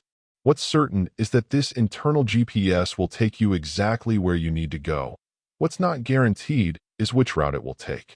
Because, of course, in life, there are 1,001 circumstances that can arise along the way, from a cat sleeping in the middle of the street to an ice cream truck cutting into your path. But don't worry, your internal GPS always knows where the destination is. An important detail: society almost never validates that intuition until it becomes popular and everyone agrees with it. Therefore, if you seek external confirmation for what you know in your heart to be true, be prepared to receive contradictory opinions or criticism. It's better to avoid depending on what people will say and follow your intuition, that little inner voice, your inner wisdom, and also a little bit of the universe and God, because they usually have a good sense of humor. If you do this, you will begin to see miracles in your life that you never imagined in your wildest dreams. Those who have the faith and courage to follow this path will discover the true joy, peace, and love they were looking for while enjoying the wonder of life. So how do we know what to do without endlessly overthinking it? The truth is, most people already know what to do, but are afraid to do it. For example, if you want to lose weight, almost all of us know the formula. Burn more calories than you consume, exercise, and eat well. There are no hieroglyphics or rocket science involved. With almost anything in life, you probably already know what to do deep down, but fear or insecurity paralyzes you or makes you doubt that you're capable. The first step is realizing that you do know what to do, even if your brain insists on convincing you otherwise with its excuses and stories. If you don't feel fear or doubt and still don't know what to do, then it's time to trust that inner wisdom, that infinite intelligence that's always ready to give you the answers. We have access to endless thoughts and ideas, so we're never short of options. It's just that sometimes our own thinking gets in the way and doesn't let us move forward. As Henry Ford said, whether you think you can or you think you can't, you're right. If we go through life thinking we can't, we slam the door shut on all the infinite possibilities we could have at that moment. But if we release that mental break and understand that it's just a limiting thought, we return to our natural state of abundance and unlimited options. That's when any answer we need magically appears. In short, you already know what you need to do. And if you don't know, rest assured that you can know. If you trust that you can always know, the answer will come. Trust your intuition and your inner wisdom. It's always been there and always will be, waiting for you to believe it and listen to it when you need it. They say your heart and intuition already know what you really want to be. Everything else is, well, secondhand decor. Thanks, Steve Jobs, for the existential spoiler. In a previous chapter, we talked about how you don't need to overthink to succeed in the world. In fact, you succeed best when you stop running your mind like a washing machine on an endless cycle. The state of flow is like being in cosmic fusion mode, without separation, in pure connection with everything around you. We could say it's your Wi-Fi hotspot with the universe, God, or that infinite intelligence that, let's be honest, sometimes seems to know more than your GPS. The problem is that overthinking is like cutting off that divine signal, leaving you in eternal buffering, accompanied by stress, frustration, and that cocktail of negative emotions some call Monday morning. For simplicity's sake, and because flow sounds so fancy, we'll call it not thinking. But be careful, it's not about going blank like a meme. It's about tuning into the present. Many believe this state only comes when you paint, dance, or do inverted yoga, but the truth is, you can achieve it at any time, even while washing dishes. Although, let's face it, it's more epic if you imagine it in slow motion. The present is the only place where reality exists. If you think too much, you're either reliving the past, like that time you said yes to a questionable haircut, or projecting a future that doesn't yet exist. Spiritual teachers know this. That's why they insist on meditating, praying, or, in earthly terms, stopping checking your phone every 2 seconds. Even in the Bible, when God is asked his name, he answers, I am, not I was or I will be. Clearly, the universe doesn't have a Netflix subscription, it just lives in the now. Truth, freedom, peace, and love are only found in the present. And following your intuition is like trusting that you have an internal GPS without that robotic voice that makes you doubt. It's surrendering to the flow, to that wisdom that is already within you, even if it sometimes hides behind fear or the existential doubt of what if. But how do we put this into practice? What does following your intuition look like without seeming like you're fortune-telling with a magic ball? Simple. When you're in flow, you're in tune with something bigger than your ego. You don't think, you feel. And in that state, decisions come like whispers from the universe. Or, in less poetic cases, like that impulse not to get on that elevator that then gets stuck. The universe has a peculiar way of doing things. So, the next time you doubt, remember, your intuition already knows. You just need to turn down the volume on your mind and turn it up on your heart. And if you're wrong, at least it'll be a genuine mistake. The universe approves. It seems almost like we're doing nothing when we're in this zone, because we lose our sense of self and merge with life itself. In this state, miracles happen. Businesses appear out of nowhere. People arrive at just the right time and place. Money arrives just when we need it. Connections we've been seeking spontaneously fall into our laps, and life seems almost magical. Time bends and stretches around us because we simply stop feeling it. Thus, we accomplish in a few days what others take a month to accomplish. Abundance, love, joy, peace, harmony, and gratitude are inseparable and inevitable feelings in this state. We've all had moments when we've felt this way, although few manage to maintain that feeling for long. Why? Because most fall back into the trap of thinking they have to figure everything out on their own. And just when we start overthinking, we lose that power to create almost miraculous situations. The truth is, we don't need to have everything figured out or even understand everything. How could our limited minds possibly understand and manipulate the entire world to our liking? Problems arise when we think we know more than the universe. The good news is that we don't need to know more or think so much. We just have to trust our intuition and have faith that our inner wisdom will guide us along the best path. If you ask the most successful, happy, and abundant people how they got there, they almost always attribute their success to a higher power or luck. These people trusted something greater than themselves, rather than attributing their success solely to willpower or brute force. There is so much in life that is beyond our control, and we can really only handle a small part of it. This doesn't mean we should give up because we don't control everything. On the contrary, when we accept that we don't have to control everything or force things our way, we free ourselves from suffering, pain, and frustration. We enter that state of no thinking where things simply happen for us, not against us. We begin to see that everything in our lives was perfectly arranged to help us become who we are today, and that if anything had changed, we wouldn't have what we have now. There are millions of small circumstances and events that had to be meticulously orchestrated for us to be here. Planning that would be impossible and absurd, but here we are. That's the miracle of life. And to revisit a point, well, we'd better leave it for another time, because if we keep overthinking, we miss the magic. We just talked about how we can't always control everything in our lives, but there's one important detail I want to highlight. It's true that we can't control everything that happens to us, but we can decide whether we think or not. And that, my friend, is the root of all our problems and negative emotions. We can change our life experience at any moment, and, best of all, how we feel at that moment. So, really, being happy is simply choosing to stop overthinking things. Isn't that what really matters at the end of the day? It's not how much we have, but how we feel inside. That is the true measure of success, joy, and contentment. Another point I wanted to make is that, although we can't control many things, we do have a say in what we want for our lives, though not necessarily in how we achieve it. For example, we have that wonderful gift called imagination, access to infinite intelligence, which means we can invent anything we desire.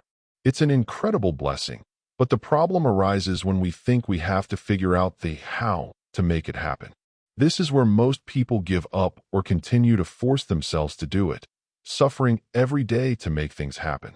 And that's why people believe they have to work hard and suffer to get what they want in life. But, spoiler alert, that's not true. It's only true if we think we have to figure out the how. Our task is to imagine what we want, not how to get it. We leave the how to the universe, which is much more creative than our limited brains. And, in reality, there are infinite ways for things to happen, so trying to plan everything would be a waste of time and sanity. Suffering comes when we try to figure everything out, but we don't need to. This is when we must trust our intuition and inner wisdom, which guide us in real time to manifest what we desire. There's no need to plan everything before we begin. Our part is to keep clear in mind what we want and enter a state of no thinking, which is when we connect with that infinite intelligence, or God, if you prefer, so that the answers appear right when we need them. The path reveals itself only when we begin walking. We'll never see the entire route in one go because that would eliminate the need for faith. Therefore, faith and trust are the most important things when we want to manifest something. We must believe without doubt that what we want will come, fully trusting that the universe will take care of the how. We can always get what we want, just maybe not in our time or in the way we expect. Our intuition, that little voice inside, talks to us all the time. You know, that little voice that always knows what to do, even if it doesn't always make logical sense. Maybe it's telling you to quit your job, forgive someone who hurt you, ask someone out, or reconnect with someone. That gut feeling that lets you know what next step to take. Have you ever regretted not doing something your intuition was telling you to do at the time? Or have you followed that feeling without understanding why, only to find something incredible happening? Well, that's where the magic lies. So, it's better to listen to that inner sense, which is often much wiser than any elaborate plan. After all, that's your intuition. Our intuition manifests itself in the form of thoughts. But be careful, there's a big difference between having thoughts and actually thinking, as we discussed earlier. Thoughts are divine. They come to our minds suddenly, as if by magic, effortlessly. Thinking, on the other hand, is heavy, manual, and tiring work, which we impose on ourselves and is often accompanied by negative emotions, like carrying a sack of stones on our back. When you have these divine thoughts, like messages sent from an infinite intelligence, you feel a deep certainty, a truth that you simply know is correct. Your intuition almost never behaves logically or rationally, and that's precisely what we want, because if it were predictable, it would cease to be miraculous and would lose the magic of the infinite spontaneous possibilities that the universe offers. Your intuition will almost always challenge your logical and rational mind, so be prepared for that. It will whisper strange things to you, like talking to that random person at the coffee shop, and that conversation will end in a beautiful friendship. Or you might suddenly call a friend and discover that they just needed someone to be there for them during a difficult time. It will tell you to live up to your divine gift, to dare to show the world the truth within you. It will gently invite you to pursue what you truly desire in life, not what everyone says you should want. These are just a few examples of the infinite ways he speaks to you, and when you follow him, he always creates miracles and abundance beyond what you ever imagined. So why do so few people listen to their intuition if it always knows what to do and always generates abundance? Well, fear. Listening to intuition can be very scary because it lives in the realm of the unknown. In other words, intuition is spiritual and operates in the realm of infinite possibilities, which by nature is uncharted territory. We humans fear the unknown because we can't predict what will happen. Only when we dare to enter the unknown do we begin to experience the limitless possibilities life offers us. That's why magical and miraculous things happen when we trust our intuition. We are entering the realm of pure possibility. That's why we only need to know what we want to manifest, but not how. The only way to enter the space of miracles is to stop thinking. If you start thinking, bam, you're thrown out of that magical place and fall into anxiety, worry, and suffering. Thinking tries to predict what will happen based on the past, and that's where many people get stuck, getting more of the same thing they've always had, without realizing that to create something new they must enter the unknown, into that state of no thinking and listening to intuition. Only then, in the realm of infinite possibilities, can we create something we've never experienced before. But to achieve this, we must go where we've never gone, into the unknown. In short, your intuition will always know what to do in the present moment, but to access it, You must enter a state of no thinking. Your personal mind will probably be alarmed because you're entering that realm of infinite possibilities, of the unknown.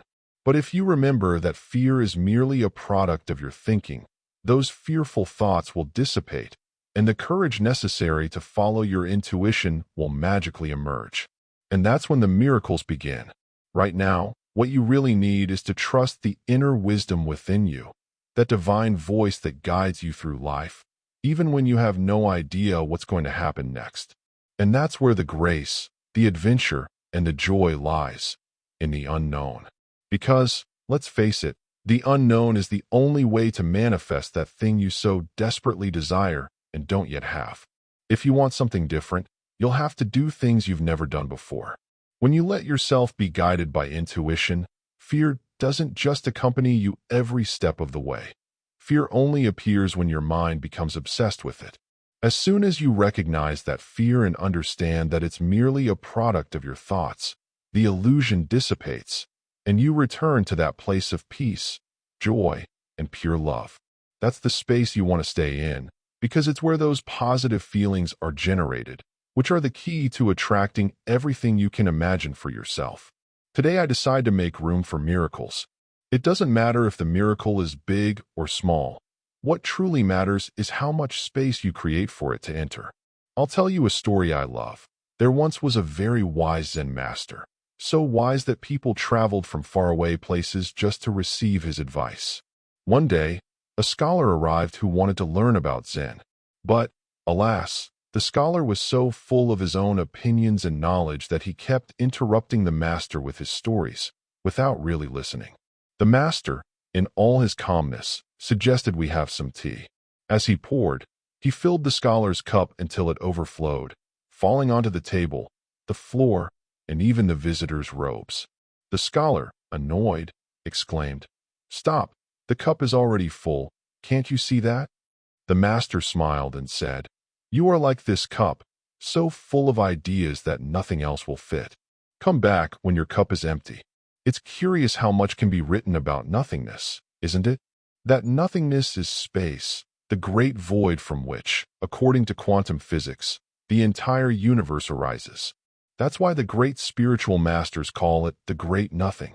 For creation to exist, there must first be space. The same goes for our minds. If you want to create something new, like fresh thoughts, you first have to make space to receive them. If your mind is so full of old ideas, there won't be any room for new ones. How do you create that space? By stopping thinking so much, simply by stopping that exhausting mental effort. By doing so, you open up a space for new ideas and thoughts to enter. Also, asking yourself questions that challenge your habitual way of thinking is an excellent way to open up mental space. All magic happens in that space of nothingness. For example, great athletes go through intense training, but they also need those moments of pause, of mental emptiness, so their body and mind can connect and give their best. So, if you want life to surprise you with miracles, start by emptying that mental cup and making room for the unexpected. Who knows what wonders might appear? Episodium 5. The best athletes know that performing at their best isn't enough to train hard. They also need a good, equally intense rest period. It's during this period of rest that their bodies recover, build muscle, and become stronger. That space they create for themselves by resting is where the full benefits of their training truly manifest. Take, for example, Thomas Edison, who, when faced with a complicated problem, had a rather peculiar method. He would sit in his chair with a small steel ball in each hand and fall into such a deep sleep that, when he let go, the balls would fall, awaken him, and, as if by magic, boom, the solution to the problem would appear in his mind. Edison fully understood the saying, "Everything comes from nothing," and he knew that he couldn't solve his difficulties by thinking with the same mind that created them. In his own words, we can't solve problems from the same level of consciousness that created them. Albert Einstein, with his eccentricities and obsessions, had a similar philosophy for creating that mental space. When he was stuck on a difficult problem, he would stop working and start playing the violin. Between notes and melodies, the solution would arrive like an unexpected gift, out of nowhere. Einstein had learned to create space in his mind, ceasing to actively think so he could receive those brilliant ideas that seemed to come from the universe. And be careful, not even the greatest geniuses exhausted themselves by forcing their minds to explode to make their discoveries. So what makes us think we have to do it differently? We're just like them, connected to the same universal source. With the right attitude, we too can receive those fresh ideas that help us overcome any problem, as long as we're willing to experience it from a different perspective. Do you want to know how to receive those divine inspirations when you face a challenge? Here's the recipe. First, recognize that your thoughts are the source of those negative emotions that block you. Second, create space by letting go of all that manual thinking, that mental noise, fully trusting that your inner wisdom, call it what you will, God, the universe, or infinite intelligence, will give you the answer. Don't worry about how or when it will arrive. Just let it flow. And third, pay attention to the emotions that arise while you surrender, amplifying those that fill you with love, peace, and joy. Face whatever you have with love, and you will see that the answer will appear. If it seems too simple, great. The truth is always simple. So, less stress and more mental violin, or if you prefer, little balls of steel to fall asleep in the rest that will make you stronger. Let nothing keep you up at night, not even problems. Although it may seem simple, it's not always easy. Even the wisest spiritual teachers sometimes stumble over their own thoughts. The important thing isn't whether our mind traps us, which, let's be honest, is as inevitable as finding an odd sock in the washing machine, but rather what we do when we realize we've fallen into the labyrinth of our own wanderings. The secret is to remember that we only feel what we think, and that those same thoughts are the architects of our suffering. When that click clicks in your head, you are free. Now, let's imagine you decide to live in the magical realm of no thought. Everything is peaceful, worries vanish like smoke from a burnt cake, and problems, well, they simply cease to be problems because you choose to see them as opportunities disguised as chaos. But lo and behold, absolute peace can feel weird. Yes, weird like putting your shoes on backward. Our brain, that melodramatic tenant who loves drama, starts whispering, "So peaceful? This can't be normal. Alert! You must stress yourself out right now to feel alive." And here comes the big deception. You think you've become less productive, that you've lost your spark, or that, horrified, you've become a professional slouch. It's a lie. It's just your mind plotting a coup to return you to its old habits of chronic worry. The truth is, when you're happy and in no-thinking mode, time flies, tasks get done by themselves. Almost as if productivity pixies existed. People are drawn to your good vibe magnet aura, and miracles appear when you least expect it. Even the universe seems to conspire in your favor. But to get there, you need faith. Not the faith you ask for when you lose your keys, but the kind that reminds you that the universe isn't against you, even if it sometimes makes you wait in line at the bank. Everything happens for a reason. Even that stumble that today seems like a failure, but tomorrow will be the story you laugh about. True change begins when you dare to leap into the unknown, that magical place where everything you desire is waiting, hidden behind the fear of the new. So, if you suddenly feel like something's off because you're feeling uneasy, don't panic. It's just your mind missing the chaos. Breathe, laugh at its tantrums, and keep enjoying the ride. After all, life's too short to worry about. Well, worrying. Your mind is the best salesman there is. It knows exactly what to say to trap you back in that vicious cycle of destructive thoughts.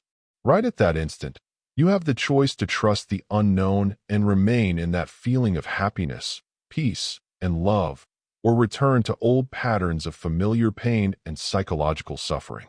We can choose to be free and happy in the unknown, or lock ourselves away and suffer in the known. And if for any reason you fall back into that mode of thinking, don't beat yourself up or feel guilty, because that only feeds the cycle. Thinking is absolutely human. So when you realize it's your mind that's causing you suffering, that's all it takes to return to a state of peace, happiness, and love. The transition can be smooth and effortless, You just have to allow it. There will come a time when you will think it's all over, but in reality, it will only be the beginning. Although this is the end of the book, it is just the beginning of a new life for you.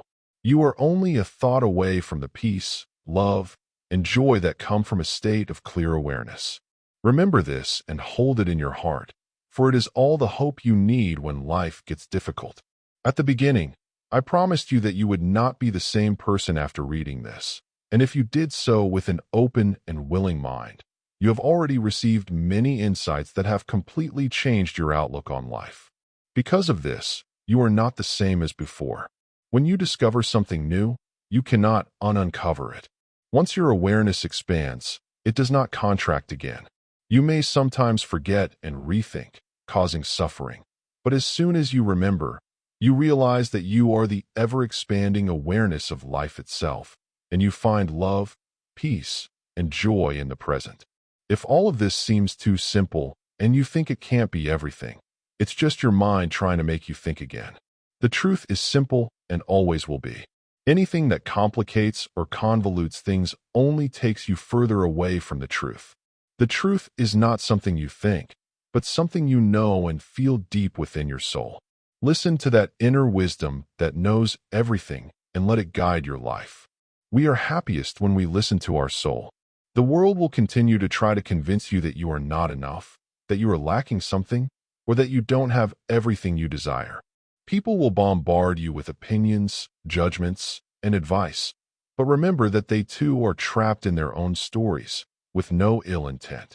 So, stand firm, listen to your inner voice, and move forward with a smile. Life is too short to be more complicated than necessary. Seriously, thank you for caring, but let me tell you something. You don't need anything external to be happy or feel complete. Everything you could ever want or need is already inside you, tucked away, like the last chocolate bar in the pantry.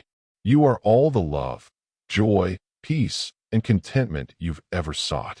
It's just that sometimes we get distracted by our own thoughts and forget this inner wonder. So keep enjoying that pure peace, and if those unruly thoughts appear, let them go without drama. The more time you spend in that calm space, the more miracles will magically appear, even if you don't even have to go out and tell everyone about it. People will notice on their own, because you'll begin to shine like an LED light that never turns off, radiating pure love and joy. And of course, they'll ask you the secret, how you manage to be so zen, but you'll already be equipped with the recipe to end any psychological suffering and always live in that state of peace and happiness. Now, if you'll allow me a moment of light wisdom, let me tell you something. The source of all our suffering is none other than that little monster called thinking without thinking. Yes, I know, it sounds like a tongue twister, but I promise you it's simpler than it seems. It turns out that all those negative emotions that sometimes invade us, those that appear uninvited, are the fault of our own thoughts.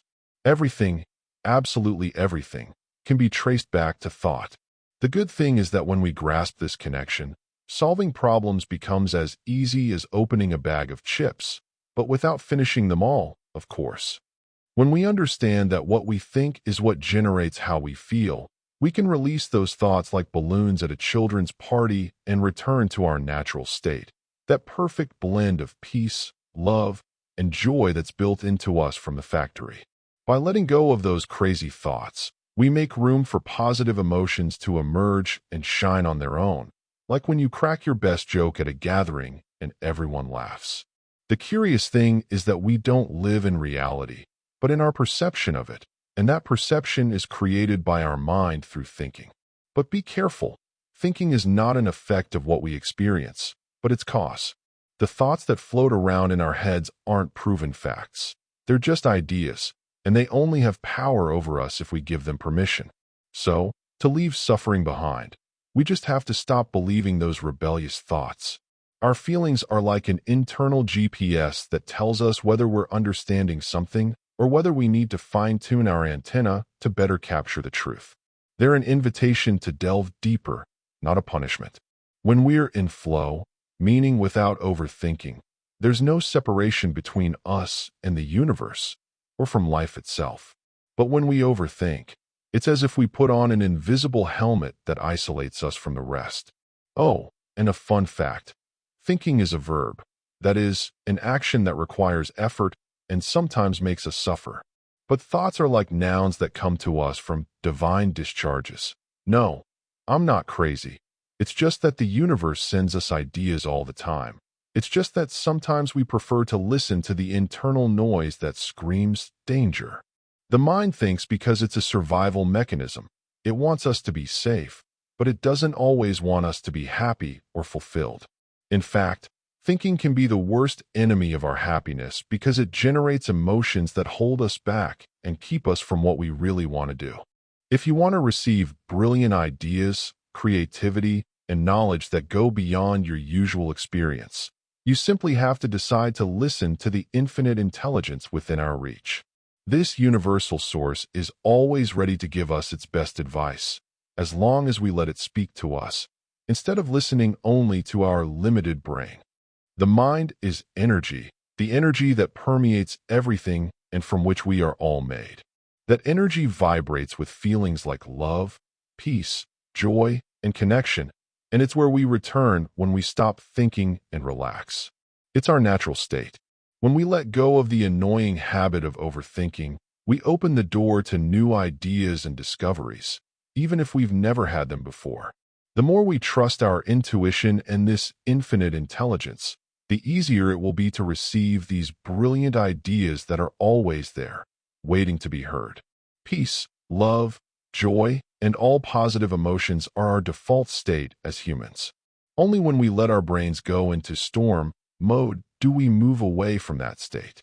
But don't worry, because letting go of compulsive thinking brings us back to where we started, being ourselves, effortlessly enjoying all those beautiful emotions that are worthwhile. We are always just a thought or a revelation away from expanding our consciousness and experiencing a deeper feeling of love in every moment. The love that arises when we stop thinking. Clarity is the natural essence of our mind in its default state. It's only when we get caught up in our thoughts that things seem to get complicated. If we let go of that habit of thinking, we return to our original state, that factory setting that includes peace, love, joy, and a calm mind. There is nothing wrong with anyone or anything in the universe, but our mind plays tricks on us and makes us believe otherwise. You don't need to fix yourself because you are not broken. There's just one thing you need to remember. Thinking is the root of our suffering. You don't have to do anything to control your thoughts. Just change how you understand them, and then you'll return to the truth of who you are, beyond your ideas, your body, and everything you think you know. The moment you let go of your thoughts, you connect with an infinite intelligence that allows you to feel endless love, peace, and joy, always available because that is your true essence. When you create space for that infinite intelligence, it also creates space for you. The more you trust it, the more it trusts you. There is no limit to the space you can open for this intelligence. If you prioritize making space in your life and in your mind for this intelligence to flow, your life will change. A tip to stop thinking. Eliminate everything that leads you to overthink or puts you in fight or flight mode. Get rid of things and activities that don't inspire or excite you. Create an environment that helps you enter that state of no thinking. Design a morning ritual to start the day peacefully and without thoughts, and use that space to receive the ideas that infinite intelligence wants to give you to better navigate life. Make time during your day to relax, unwind, and return to that state of not thinking. You can write a list of activities that help you achieve this, such as journaling, taking a walk, meditating, playing with your pets, taking a nap, doing yoga, or anything that relaxes you. A framework for stopping thinking would be: first, realize that thinking is the root of all suffering. Understand the true nature of thinking and recognize that if you suffer, it's because you're thinking. Differentiate between thinking and the thoughts that run through your mind. Don't obsess over the root cause, because thinking is itself the root. Create space for those persistent negative thoughts. Let them be, and recognize them for what they are. Understand that you are the sacred space that holds them, but you are not those thoughts or feelings. Don't be afraid to be alone with your thoughts. and have the courage to allow them to enter your consciousness. Welcome them, for they only want to be acknowledged. Negative thoughts only have power over you if you give them power. When you accept them without resistance, you can look beyond them and discover the truth behind them. So, in short, stop thinking about it, relax, and remember that your mind is like that friend who can be annoying sometimes, but really just wants your attention. Episode 6. Every emotion, no matter how strange it may seem, carries within it a seed of truth that can help you deepen your awareness and live life more intensely. First, acknowledge the thoughts that are running through your head. Let them pass without holding on to anything, and simply allow yourself to be. Without wanting or forcing it, positive emotions like peace, love, and joy will rise to the surface. Enjoy these sensations when they appear, as if they were unexpected but welcome guests at a party. If negative emotions insist on remaining as unwelcome guests, then go back to the beginning and repeat the process until you find some peace. Sometimes, the biggest obstacle is not wanting to let go of those thoughts because we think they've gotten us where we are. While that's partly true, you must also understand that what got you here probably won't get you where you want to be. If you want to break that vicious cycle of suffering and avoid repeating self-destructive patterns, you'll have to do something different. And, as the saying goes, which no one knows who invented, but we all use, foolishness is doing the same thing over and over again and expecting different results. The real question is, do you want to be happy or not? If you understand that overthinking is the root of all your suffering and you no longer want to be unhappy, then you will have to take a leap of faith toward not thinking. The next obstacle is a lack of faith. To even imagine that you could live a life filled with joy, peace, and love every day, you must first believe that it is possible. You also need to believe that you are part of something much larger, a life force that has been watching over you all this time, be it the universe, God, or that mysterious energy we cannot fully understand with our limited minds. Having faith in something greater than ourselves, even if we cannot fully comprehend it, is the only way to let go of manual control and experience complete peace in life, instead of worrying about everything. Fear, by the way, is a totally normal emotion when we trust in the universe, which is really the unknown. Fear is a sign that something matters a lot to us, so it's actually a good sign. Everything you've ever wanted is right on the other side of fear, and deep down, you know it. The test we must overcome to achieve what we desire is to face that fear. The only way out is to go through it. You have to go deep inside yourself and realize that you'll be okay, no matter what. That fear can't and won't destroy you, but if you don't face it, it will end all your dreams. And, to top it all off, thinking is the root of fear. If you don't think, there is no fear. Follow the formula to stop thinking, overcome that fear, and you'll discover what life without limits is like. Imagine your mind is like a party. When thoughts quiet down, true peace arrives. It's as if the universe is whispering to you, relax, there's no drama here. In that state of no thought, you experience joy, inspiration, passion, and even that strange happiness that makes you smile for no reason. Time blurs, space loses significance, and you, well, you become one with life, like a perfectly ripe avocado on toast. That's the sign. You've achieved modern Zen. Now, reflect. An irony of fate, how much did you think today? On a scale of 1 to 10, where 1 is brain in hammock mode, and 10 is mind overheated like a smartphone in summer. And what percentage of your day was spent in fight or flight mode, as if an invisible tiger were chasing you? Or, better yet, how much of it was spent calmly, like a floater in a jellyfish pool? Guide to creating a thought-free, or almost, environment. Your environment can be your ally or your worst enemy. Yes, we are spiritual beings trapped in a 3D world filled with notifications, traffic, and spilled coffee. We can't escape, yet, but we can decorate our cage with style. The key isn't to do more, but to distract less. Like when you're trying to meditate and your brain abruptly remembers that time you clapped when no one else did at a concert. Eliminate anything that disrupts your peace. Toxic social media, bright screens at 3 a.m., or that friend who's always talking about extreme diets while you're devouring a cake. But be careful. Changing only the outside without working on the inside is like putting perfume on a zombie. You need balance. Steps to tame thought triggers. Mental audit. Make a list of what drives you crazy.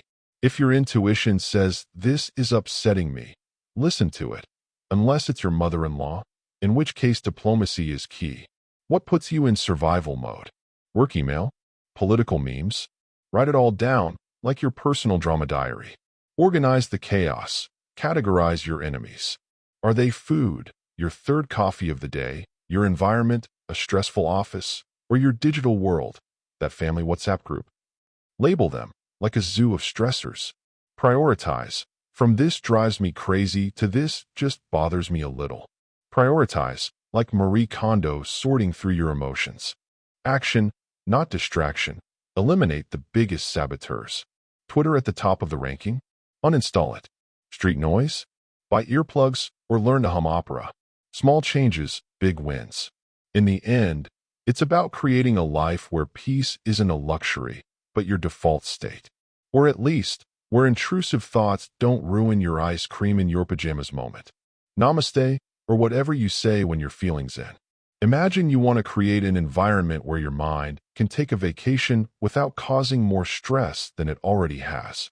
The key is to start slowly, without wanting to swallow the world in one bite, because otherwise, the plan will go down the drain and you'll end up more overwhelmed than before. First, make a list of everything that helps you relax and unwind. It could be exercising, meditating, listening to that kind of music that puts you in a zen mood, or even the place where you feel most at peace.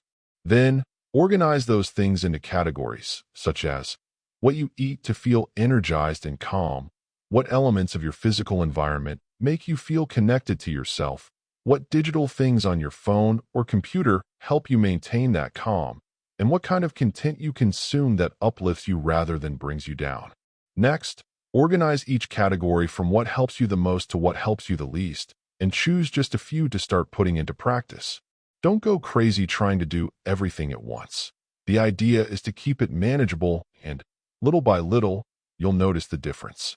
Now, think about creating a morning ritual, something that prepares you for the day without putting your brain on high alert mode from the very beginning. It can be a simple routine that includes meditation, yoga, or any spiritual practice that helps you tune into that infinite intelligence we all possess. Because if you start the day checking your phone, emails, and everything else you have to do, it's like starting a car with the accelerator pedal to the floor and no brakes. That stress stays with you all day. On the other hand, if you start in calm mode, that calm becomes contagious, and it's much harder for external chaos to drag you back into stress. That's why great spiritual masters always have their morning rituals to maintain balance. Now, if we're talking about work, make 2 lists. One with the things that drain your energy, those tasks that bore or weigh you down, and another with those that make you feel alive, inspired, and eager to take on the world. Then, rate each activity from 1 to 10, where 1 is torture and 10 is pure positive energy. The idea is that each week you eliminate 1 or 2 things that drain you and focus more on those that make you feel at your best. The ultimate goal is to reach a point where your work energizes you and doesn't leave you exhausted, as if you were at a party with yourself instead of a boring meeting. In short, start small. Know what works for you. Create your rituals to stay calm, and adjust your work so that it propels you forward instead of holding you back. This way, little by little, your mind will have more moments of peace and less mental noise. Who said relaxing couldn't be an art? Practice it with humor and patience. Have you realized that you spend about 80% of your work time doing things that aren't even in the top 5 on your priority list? Well, here's a guide to breaking those destructive habits that only sabotage you without realizing it, making you more prone to suffering. The first thing you need to know is that it's totally okay for you to realize this. Don't beat yourself up or tear your hair out, because you'll only make things worse. To change, you have to start slowly, step by step. The first task is simple, though not easy. Be very clear about what behavior you want to change, and make sure you really want to do it. Because if you're not convinced, it's best not to continue, because this isn't instant magic or a magician's trick. But if you do wanna, then let's go for it. Second, write down in minute detail what happens when you engage in that habit. How often does it happen? When? Don't hold anything back, not even those silly details you think don't matter. Third, reflect. What do you feel just before engaging in that behavior? What is that feeling that acts as a trigger? Be honest with yourself. There's no jury here. Fourth, what thoughts cross your mind just as you're about to fall? Write them down. Don't hold back. Go into every last detail, as if you were a detective in your own head. Fifth, think about what beliefs you have about that habit. What conclusions have you drawn that make you feel you have to act that way? Sixth, how do you feel when you believe those ideas? Be realistic. Does it make you happy or does it keep you trapped? Seventh, what do you think will happen if you don't engage in that behavior? That is, what consequences do you fear? Now, eighth, are you 100% sure that will happen if you don't continue that habit? If the answer is no, then there's material to work with here. Ninth, realize how destructive that thought is and how much it causes you suffering. It's like a villain in a dramatic soap opera. 10th, ask yourself if you're willing to let go of those thoughts and actions. If the answer is yes, excellent. Let's move on to the next step. 11th, connect with your inner wisdom, or that little voice of wisdom you sometimes ignore. What is it trying to tell you? What lessons does it want to teach you? How does it invite you to restore balance and grow? Breathe deeply, create a space of calm, and wait for that spark of infinite intelligence to reveal to you why you truly want to change. 12th, when that revelation comes, allow yourself to feel all the freedom, peace, and joy, as if a heavy bag has been lifted from your shoulders. You'll know you've done well if you feel lighter, not only physically but also energetically, and if that habit no longer holds the same power over you. Immerse yourself in that deep gratitude and simply let yourself be. Finally, write down all those revelations and experiences you had, so you can keep a journal of your small miracles. And if at any point that negative feeling returns, don't panic or get discouraged. Follow this guide again until you have a new revelation that transforms your way of seeing life.